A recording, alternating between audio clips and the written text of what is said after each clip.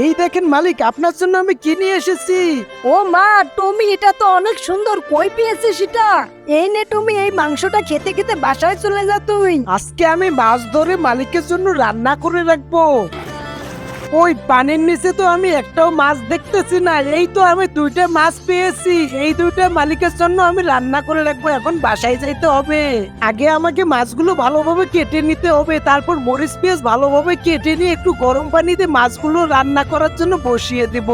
এই তো আমার মাছ রান্না করা শেষ। টমি এই তো আমি এসে গেছি। এই দেখ টমি, তোর জন্য আমি কি নিয়ে এসেছি, এটা দিয়ে তুই খেলা করতে পারবি।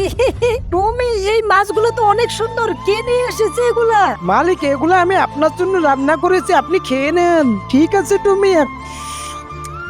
টমি অনেক টেস্ট হয়েছে, তুই তো অনেক সুন্দর রান্না করতে পারিস। বন্ধুরা, এই ছবিটা ভালোবেসে থাকলে ভিডিওতে একটা লাইক দিয়ে চ্যানেলকে সাবস্ক্রাইব করে দিন।